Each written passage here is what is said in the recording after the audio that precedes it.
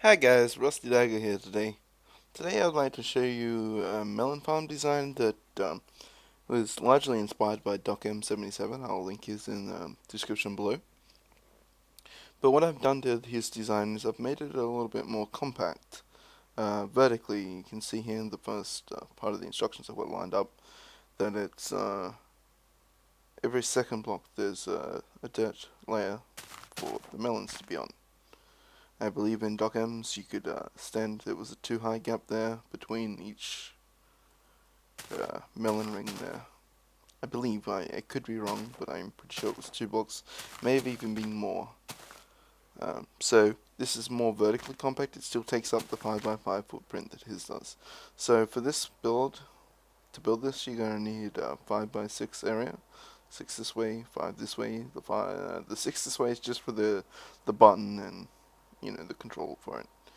Okay, so then we're going to go on and you're going to build your dirt rings. Dirt rings need to be 2 above the ground and then placed so you've got room to do things with the drops later on.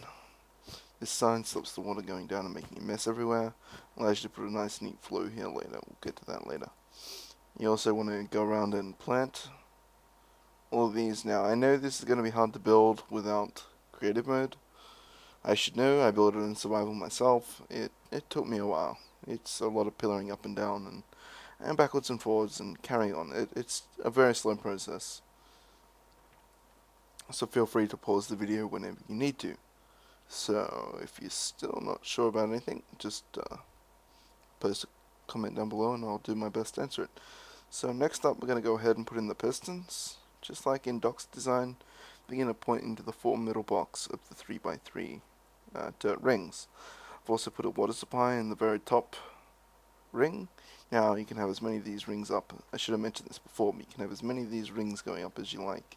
The design is perfectly scalable upwards, and it also stacks left and right quite easily, as I'll show later on. Excuse me. Put the start of the redstone here. This is going to be the start of the wiring for the pistons. So it's just a button into some dust, another one, and that is placed 1, 2 from the edge there. Okay, let's go into the rest of the redstone. The rest of the redstone, we've got a block here beside where this is where the last redstone was. This is a block into a torch, and then a block above the torch.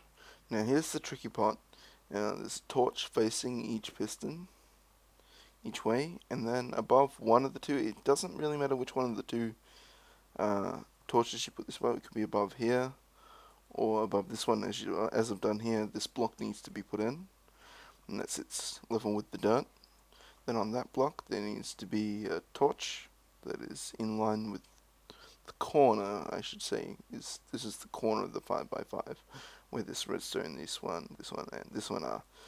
So it goes back onto there, and then it goes up again and repeats. It'll just keep repeating these 3 block process here until it reaches the top of your tower. Now the exact same thing's been done in the other corner to power the other half of the pistons that weren't reached by the first tower. So as you can see, it just goes round and up, and that'll power all the pistons. So if I go ahead and press this button now, you'll see a whole heap of melon flop down. Next is onto lighting. This just prevents, it's not needed, 100% needed, but I like to do it just to make sure nothing goes dying on me when I am working on the room. So that's just these yellow blocks, level with the seeds, with torches on them. That's all that's changed, I think. That's all I did on this tape. It's still in place. Yeah, that's all I changed on that one. Got out of that one pretty easy. Okay, so now we're just over here, and we're just going to pretty things up a bit. I added this blue block here, put a sign on it.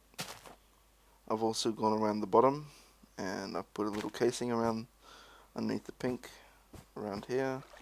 Put one there. Now, ideally, you would want to put another block probably there and there, just to prevent the melon getting caught up on these bits here. Minimize the risk, you know. Now, for my own personal design, I didn't personally do it this way because I don't like the look of the sign there, and I don't like having to walk in to grab the melon. I made mine so that I had my wall here like this, and it come right out. But to do that, you've got to put the water back further, so I didn't want to do that for this. It's a bit of a nuisance, really. So if you want to do that, feel free to do it. Did I look at the redstone here? Probably not. Comes up over and around. Better make sure you get that. It's kind of important. Connects the button to the second tower. So apart from just putting that up around there, we didn't do much. And it's actually finished when you're done doing this. But I went ahead and put a bit more of a case on it. See, it's still the same thing as before. We've got some melon happening in here. This is just the inside. Ooh. That hurt. I had a spasm in my leg. So what's this? Shiny doll. And you have melon. Nom nom nom. I can't read it in creative. So over here I have an example of stacking it. Don't worry about this first, I'll explain that in a second. So here they are, just all stacked side by side, back to back. They'll stack quite easily. No real issues at all. All lined up nicely, and what I've done here, this button has made them all harvest. And as you can see, that's yeah, quite a lot of melon.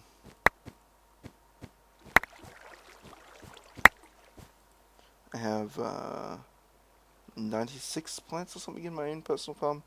It makes a lot of melon. Now all I did for this button here is just wired it down, inverted it. Now I'll go around the other side here. Okay, so it just goes into the block, and this here is directly below the block that has the button on it. So it just connects straight to where the button does and runs all the way along. And I've stretched all the repeaters out because I'm used to playing on a server. I hardly ever play single player.